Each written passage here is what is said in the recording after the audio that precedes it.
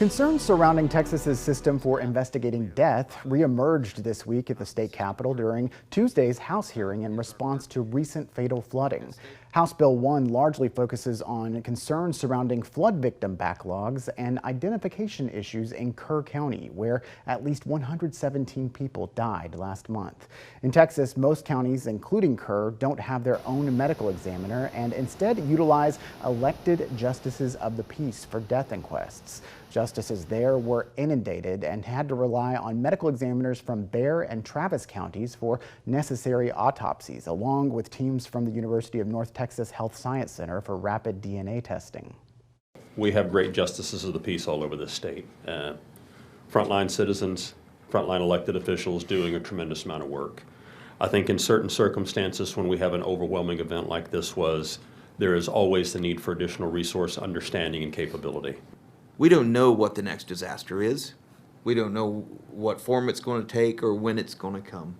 What we can do is mitigate the devastation that comes with the next disaster, and this is just one of the bills that's attempting to do that. Among other items, House Bill 1 aims to establish a training program for justices on managing mass fatality events, including autopsy referrals, identifying bodies, and coordinating with other agencies. Justices who fail to take the training during the first year they're elected could be removed from office. The bill was left pending in committee. Our team has been digging into challenges with the state's death investigation system, especially when it comes to criminal cases, for more than a year. Check out our complete coverage by clicking the Hanging on the Backbone Creek link in this week's State of Texas story on our website. We're happy to report that the monies have been paid. A lottery winner hits the jackpot despite an investigation into how she bought the ticket, the controversy, and the ongoing push to change how Texans play the lottery. The items during this special session involved flood victim relief. Governor Abbott saying no legislation can be moving forward until the Democrats return. In the meantime, the governor joined the Vaqueros Del Mar Texas Flood Relief Fund as they presented $25,000 checks to families impacted by the Hill Country floods. The funds come from last month's Straight to the Heart benefit concert hosted by George Strait. Last month, Governor Abbott attended the benefit concert, which raised more than $6 million to help support impacted Texans. Texas House has once again failed to reach quorum, leaving many questions moving forward. Thanks for joining us tonight. I'm Nabil Ramadna.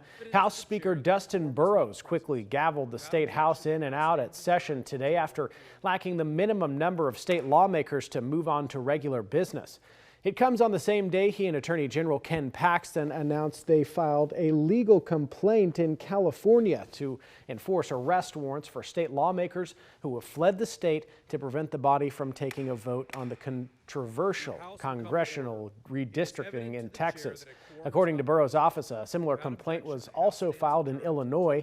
Republicans have called for the arrests of Democrats who left the state. At this time, we haven't heard of any Democrats who have returned. We've got the latest and how the state house got to this point over on KXAN.com.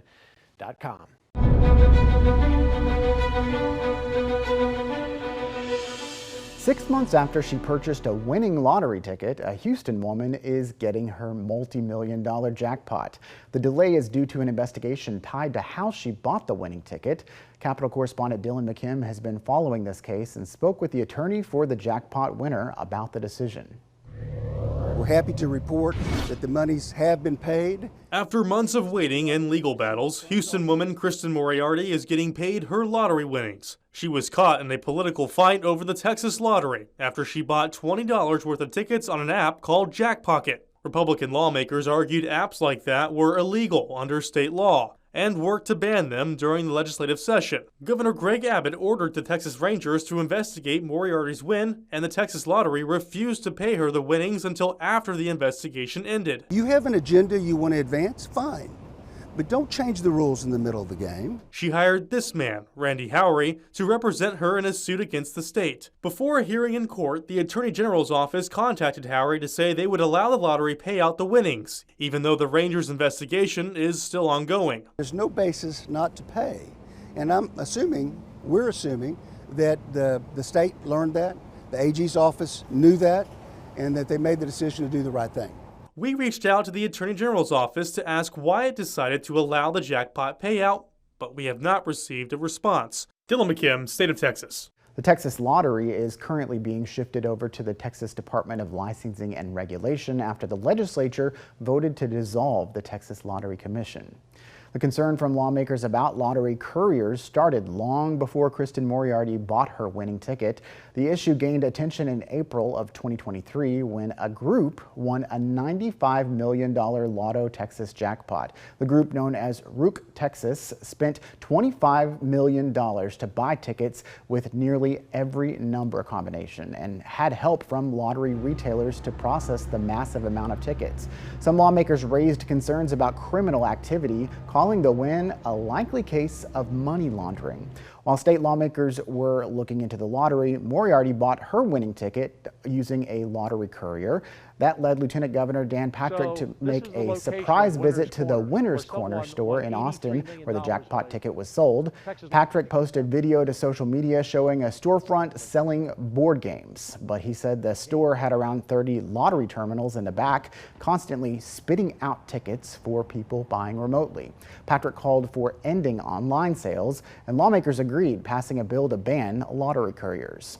Lawmakers also put limits on the number of tickets anyone could buy in a single purchase, capping it at 100 tickets. Thank you again for joining us for State of Texas. I'm Josh Hinkle. We'll be back next week to bring you an in-depth look at Texas politics.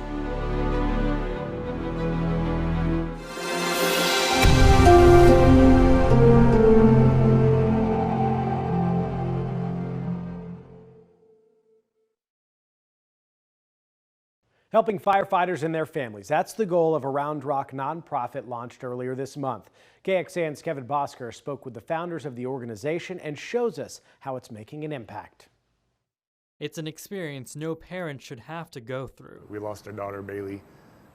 She had rare disease. Round Rock firefighter Wiley Burnell and his wife Deidre live with the pain each day. Bailey was the most courageous person I've ever met. Bailey, their daughter, had common variable immunodeficiency, an immune system disorder that makes it difficult for the body to fight infections. Walking out into public, she could get a cold, which would turn into bronchitis, pneumonia, and then hospitalization, and it would just happen on and on and on until her body was tired. Deidre said her daughter didn't let that hold her back, though. She went skydiving when she was sick. She swam with sharks. She took a helicopter to a glacier in Alaska and went dog mushing.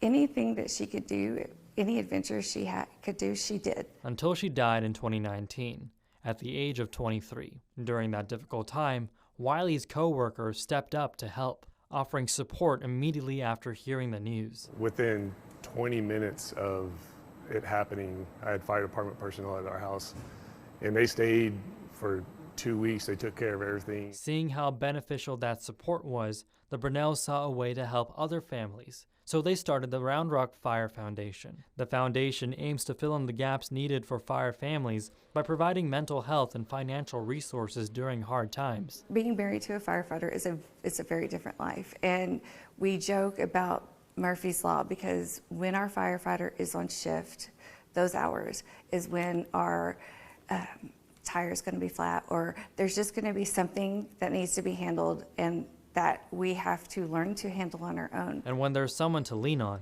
it can make a big difference. We love serving our community, and if we can give back in any way, we are going to seek out those opportunities to do so. Kevin Bosker, KXAN News. The Round Rock Fire Foundation is set to hold their first fundraiser later this year at Cedar Ridge High School. That's the school that Bailey went to. You can find more details on that over on KXAN.com.